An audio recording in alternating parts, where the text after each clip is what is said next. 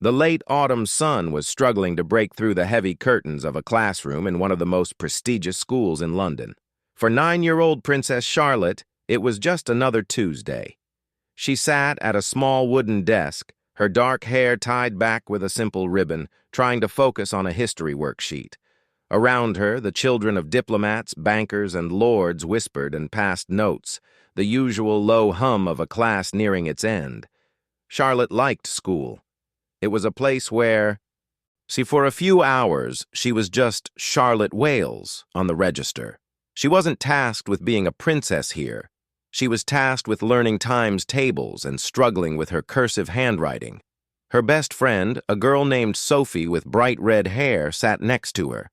They were supposed to be drawing a diagram of a castle, but Sophie was more interested in drawing horses in the margins. "Charlotte, look, this one has a bow in its mane," Sophie giggled, shoving her notebook slightly onto Charlotte's desk. Charlotte smiled, leaning over to look. "It needs a saddle. A purple one. That's Mummy's favorite color," she whispered back, referencing her mother, Catherine, the Princess of Wales. At the table behind them, a boy named Archibald, who was known for being loud and whose father was a viscount of some kind, was holding court with a couple of his followers. They were supposed to be working, but Archibald had found something far more interesting to discuss. "My father says the princess is always sick because she's not strong enough," Archibald announced in a voice that wasn't quite a whisper. "He says real royalty never gets ill. They have the best blood." One of his friends, a boy with freckles, looked confused. "But she had the big operation. My mom read about it." Archibald rolled his eyes. "Tell the public. My dad says it's probably tell the public. My dad says it's probably stress because she's actually from a normal family. She wasn't born for this life. She's just a commoner who got lucky." The words hung in the air. Charlotte's pencil, which had been moving across the page, stopped completely. She didn't turn around. She stared at the half-drawn castle on her page, yet her face perfectly still. She knew what commoner meant. It was a word she'd heard whispered in hallways, a word that sometimes appeared in grown-up newspapers that her grandmother looked at with a tight lip. Sophie, sensing the shift in her friend, glanced back at the boys with a glare. "Shut up, Archie. You don't know what you're talking about."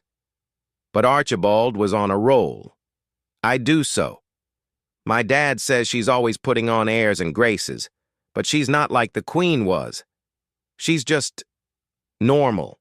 And the words weren't just mean, they were a 100-point essay. The words weren't just mean, they were a physical weight pressing down on her chest. They were talking about her mummy who helped her with her spelling tests. Her mummy who made her feel better when she fell off her bike. The woman who, just last week, had sat with her and Louis, reading bedtime stories even though she looked tired. The bell rang. The shrill sound, a sudden release of the tension that had been building in the room. Children scraped their chairs back, grabbing bags and coats. Charlotte moved on autopilot. She packed her pencil case, placed her chair under the desk, and walked out into the corridor. Sophie tried to catch her arm. "Charlotte, wait up! Ignore him! He's a toad!" Charlotte managed a small nod. "I'm fine. I'll see you tomorrow." But her voice was hollow. The royal car, a discreet black vehicle, was waiting in its usual spot. Charlotte climbed in, her younger brother Louis already inside, strapped into his booster seat and chattering about a game he had played at lunchtime. Charlotte's protection officer, a kind woman named Sarah who sat in the front, asked how her day was. "Fine," Charlotte said, her eyes fixed on the window as London blurred past. But inside, her mind was a hurricane. And she replayed the words. Commoner. Not strong enough. Doesn't belong. Why would anyone say that about her mummy? Her mummy was the kindest, most beautiful person in the world. She was the center of their world. The idea that someone, a grown-up even, thought she was lucky to be with their family seemed absurd. Wasn't their family lucky to have her? That evening, the atmosphere at Adelaide Cottage in Windsor was warm and busy. The delicious smell of cooking pasta filled the kitchen. Catherine, the Princess of Wales, was at the stove, a wooden spoon in her hand. She was wearing jeans and a simple sweater, her hair pulled back in a ponytail. She looked tired. There were faint shadows under her eyes from her ongoing recovery. But her smile was bright as William walked through the door, shrugging off his jacket. "How were the terrors today?" William asked, kissing Catherine on the cheek. "Angels. Mostly," Catherine smiled. "Louis ate all the glue in his art class, apparently. And the teacher said it was edible paste, but I'm not convinced." William laughed, that deep, genuine laugh that always made the children look up. George was in the living room, attempting to build a complex Lego structure, while Louis was lying on the floor, drawing on a piece of paper with crayons. Charlotte sat at the kitchen island, pushing a piece of fruit around her plate. She wasn't laughing. William noticed immediately. He had a radar for his children's moods, while honed over years of parenting. He glanced at Catherine, a silent question in his eyes. Catherine gave a tiny shrug. She hadn't noticed anything wrong. After dinner, while Catherine helped Louis get ready for his bath, William found Charlotte in the small sitting room. She was curled up on the window seat, looking out at the dark garden. "All right, Char?" he asked softly, sitting down on the edge of the seat. "You've been very quiet. Was school okay?" Charlotte didn't look at him. She picked at a thread on her jumper. "Papa, what does commoner mean?" William's heart gave a hard thump. He kept his voice level. "It's an old-fashioned word, a very old word. It just means someone who isn't a member of the royal family, like Grandpa before he was king, or like me before I was born. Why?" Charlotte was quiet for a long moment. "And is it true that Mummy wasn't born into the family?" "No," William said carefully. "Mummy was born into her own family. I won when she married me. But Char, he won when she married me. But Char." He tilted his head, trying to catch her eye. "What's this about?" Charlotte finally looked at him, and the sight of her blue eyes, so like his own, filled with a confused hurt, made his stomach clench. "A boy at school today, Archie, he said Mummy is just a commoner. He said she's not strong enough to be in our family because she gets sick, and that she doesn't really belong here. He said his dad said her own family didn't even want her here." The words hit William like a physical blow. He felt a cold, sharp fury rise in his chest, so sudden and intense it surprised him. It was the same primal protectiveness he'd felt when he saw the paparazzi photos of Catherine on a private beach, the same fierce rage he'd felt when Meghan had made her cruel comments. One for his daughter. That boy was wrong. For his daughter. "That boy was wrong, Charlotte. He was very wrong and very rude. Do you know why?" Charlotte shook her head, a tear finally escaping and rolling down her cheek. "Because he made you cry?" William asked gently, wiping the tear away with his thumb. "Yes, that's one reason. But the main reason is that everything he said was a lie." He pulled her into a hug, holding her tightly. "Your mummy is the strongest person I know. Being strong isn't about never getting sick, Charlotte. Being strong is about how you deal with being sick. And your mummy has been braver and stronger this year than anyone I've ever met. She didn't belong to this family because she was born into it. She belongs here because we love her, and she loves us. She made this family. She made us. And without her, we'd just be a bunch of grumpy people living in a big house." He felt Charlotte give a small, wet giggle against his chest. "And as for not wanting her here, I wanted her here. I chose her. I would choose her 1,000,000 times over. She is the best thing that ever happened to me, and to you, and to George and Louis. Never, ever doubt that." He held her until her tears stopped. He talked to her about kindness, and then about how some people say mean things because they are jealous or unhappy themselves. He told her that the measure of a person isn't their name or their title, but their heart. When she finally went up to bed, she was calmer, though the memory of the words would linger. But for William, the calm was a facade. He sat on the window seat for a long time after she left, staring into the darkness, the rage he had suppressed for Charlotte's sake now burning white-hot. And this wasn't playground gossip. This was a grown man, a viscount, poisoning his child's mind and using his daughter to attack his wife. He thought about his mother, Diana. He remembered the stories, the photos of her hounded by the press, the cruel comments about her mental health, the way she was treated as an outsider. He remembered the feeling of helplessness as a boy, watching the woman he loved be torn apart by the world. He was a boy then. He wasn't a boy anymore. He had made a vow years ago, sitting in a hotel bar with a group of stunned photographers. There is absolutely nothing I would not do to protect my family. He had meant it then. He meant it now. He waited until he heard Catherine's footsteps on the stairs, heading to check on the children. He waited until he was sure she was busy, until he was sure Louis wasn't calling for her. Then, he pulled out his phone. It was late, past the time for formal calls, but he didn't care about protocol right now. He scrolled through his contacts until he found the name of the private secretary, the man who managed the smooth operation of their household and their communications with the palace. The phone was answered on the second ring. "Sir, is everything all right?" "No, Ian, it's not," William said, his voice low and tight, the calm before the storm. "I need you to find out everything you can about Viscount Archibald's father. I need his full name, as his business interests, his club memberships, every charity he's ever been associated with.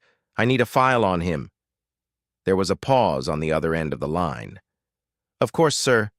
May I ask, is there a specific concern?" William's grip on the phone tightened until his knuckles were white. "He's been talking, saying things about my wife, cruel things, and he's been saying them where his son can hear, and his son said them to my daughter at school today. He made my 9-year-old daughter cry." Ian. He made her question whether her mother belongs in this family. He stopped, taking a ragged breath. That man is about to learn a very hard lesson about what happens when you target the Princess of Wales. Get me the file. He ended the call and sat in the quiet room, the only light coming from the hallway. He could hear Catherine's soft voice from upstairs, singing a lullaby to Louis. The sound of it, the simple, pure love in it, was the only thing that tempered the fury in his heart. And he wouldn't tell her about this, not yet. He would handle it. He would be the shield. That was his job. And starting tomorrow, Viscount Archibald's father was going to find out exactly how sharp that shield could be. The following morning, Adelaide Cottage was a whirlwind of the usual chaos. The smell of toast mixed with the sound of Louis demanding to wear his wellies, even though it wasn't raining. George was meticulously checking his school bag, while Catherine, looking a little brighter than the previous evening, helped Charlotte with her hair ribbon. William was quiet at the breakfast table, nursing a cup of coffee. He had slept little, his mind churning through scenarios. The file from Ian had arrived in his inbox late last night. It made for illuminating reading. The man, let's call him Lord Richard, was a financier, a man who thrived on connections and status. His name appeared on the boards of several high-profile companies, companies that prided themselves on their royal warrants or their connections to the crown. He was, in essence, a man whose entire business model relied on the very institution he was privately deriding. William kissed Catherine goodbye, a lingering kiss that spoke of more than just a morning farewell. "I love you," he said, his voice firm. Catherine looked at him, a flicker of curiosity in her eyes. "I love you too. Are you all right? You seem, intense today." "Just a lot on," He lied smoothly, with a practiced smile. Big meetings. I'll call you later. He didn't go to a palace office. Instead, he went to Kensington Palace, to a suite of rooms used by his private office. Ian was waiting for him, a slim folder in his hand and a worried expression on his face. "Good morning, sir. I've made some preliminary inquiries. Lord Richard is well connected. He's a major donor to the Conservative Party. Ao sits on the board of a bank that holds a royal warrant, and his wife is heavily involved in charity circles. He's very careful in public, fawning even." William nodded, flipping through the folder. Photos of the man at charity galas, smiling. Details of his company's reliance on public perception. "He's a hypocrite," William said flatly. "He smiles for the cameras and takes the money that comes from being associated with us, while telling his son we're a bunch of lucky commoners who don't belong." "What would you like to do, sir?" Ian asked. "The normal route would be to have a quiet word, a stern letter from a lawyer. It would be discreet. It would be royal." William closed the folder. "I want to see him. Today." Ian blinked. "Sir, a personal meeting might be seen as escalating the situation." "It's already escalated, Ian. He escalated it when he hurt my daughter. I'm not going to send a letter. I'm going to look him in the eye." William's tone was absolute, the tone of a future king who would not be argued with. "Find out where he'll be, a public place, somewhere he can't make a scene without embarrassing himself." It didn't take long. Lord Richard was a creature of habit. At 1 p.m., he would be having lunch at a private members' club in St. James's, a club William himself had visited on occasion. It was perfect, neutral ground, but ground where reputation was everything. William arrived alone, without aides or protection officers hovering visibly. He was dressed in a dark suit, his expression unreadable. He walked through the hushed wood-paneled rooms of the club, the other diners looking up with barely concealed surprise as he passed. He knew exactly which table Lord Richard occupied, a prime spot near the window. Lord Richard was mid-conversation with another silver-haired gentleman, a glass of white wine in his hand, when a shadow fell over the table, and he looked up, and his face went through a fascinating series of expressions. Confusion, surprise, and then a slick, practiced smile of welcome. "Your Royal Highness! What an unexpected honor," Lord Richard said, half rising from his chair. "To what do we owe the pleasure?" William didn't smile.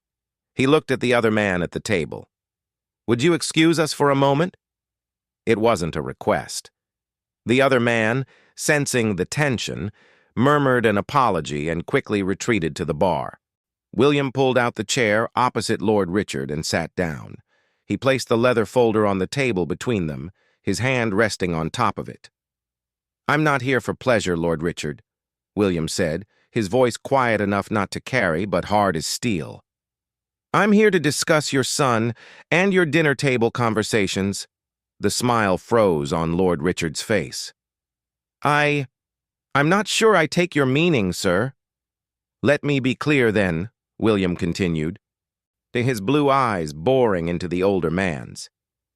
"Yesterday at school, your son told my daughter that her mother, my wife, is a commoner who doesn't belong in our family. He told her she's weak because she's been ill. He told her that her own family didn't want her." Lord Richard's face paled. He opened his mouth, but William held up a hand, stopping him. "I don't care what you think of me. I don't care what you think of my father, or my brother, or the institution. You're entitled to your opinions however misguided they are, but you are not entitled to spread those opinions to your child, who then uses them to hurt my child. My 9-year-old daughter cried last night, Lord Richard. She cried because she thought someone was attacking her mother. Do you have children?" Lord Richard swallowed, looking like a trapped animal. "Yes, I have 2. "Then you know that feeling, that primal need to protect them from harm. You caused that harm. Indirectly. Perhaps, But you caused it. William leaned forward slightly. Now, here is what is going to happen. You are going to have a very serious conversation with your son.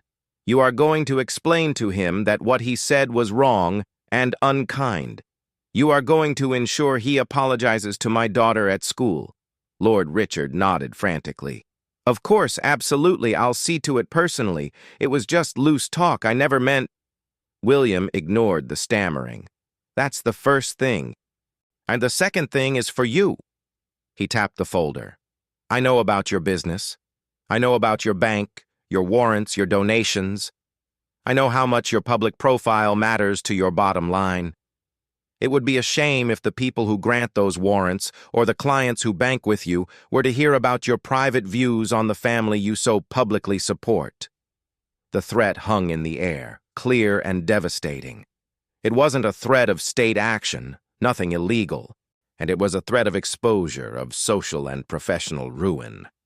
Your Highness, please, I assure you, I hold the royal family in the highest esteem. I've always been a loyal supporter.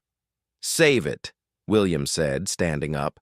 He looked down at the man, a man who suddenly seemed much smaller than he had a few minutes ago. This is your one warning. I don't care if you respect us, but you will respect my wife, and you will teach your son to do the same. If I hear another whisper of this kind of talk from your family again, I won't come to talk to you in person. I'll let the world know exactly what you say when you think no one important is listening. He picked up the folder and turned to leave. He paused, looking back over his shoulder. Enjoy your lunch. He walked out of the club, leaving Lord Richard sitting alone at his table, his wine untouched, his future suddenly looking a lot less certain. William felt no satisfaction, and only a cold sense of duty done. The shield had held. That evening, the Wales family was back in their cozy sitting room. Catherine was curled up on the sofa with a book, Louis was already in bed, and George was doing homework at the dining table. William sat with Charlotte, helping her with a jigsaw puzzle of a map of the world. Charlotte was quiet for a while, then looked up at her father. Papa? Archie said sorry to me today. He looked really scared. He said his dad was really angry with him and that he shouldn't have said those things. William kept his eyes on the puzzle, fitting a piece of Australia into place. That was brave of him to apologize. Charlotte nodded. I said it was okay, but why did his dad tell him those things in the first place? William put down the puzzle piece and turned to his daughter. I don't know, sweetheart. Sometimes grown-ups forget how powerful their words can be. They say things without thinking about who might hear them. But the important thing is, Archie learned that they were wrong. And you know what's also important? What? Your mummy doesn't know about any of this. And I think we should keep it that way. She doesn't need to know that someone said something silly about her. She just needs to know that we love her. Okay? Charlotte smiled, a real smile this time. Okay. It can be our secret. Just then, Catherine walked over, yawning. What are you two whispering about? Conspiring against me? William looked up with an innocent expression. Never. We were just discussing where to go on holiday next. Charlotte thinks we should go to Australia. Catherine laughed, leaning down to kiss the top of his head. Australia? That's a bit far for a secret, isn't it? Charlotte giggled, a happy, carefree sound. The shadow from the day before had lifted. The words had been apologized for, the wound soothed by her father's fierce love. Yet she looked at her parents, her father's arm around her mother's waist, her mother's head on his shoulder. They looked unbreakable, and she knew, with a child's pure certainty, that they were. The cruel remark was just a whisper on the wind, blown away by the strength of the family it had tried and failed to tear down. And in the quiet of their home, with the lights glowing warm against the cold night outside, the future King of England had done exactly what he had promised to do. So many years ago, he had protected his family, and that was the only thing that mattered.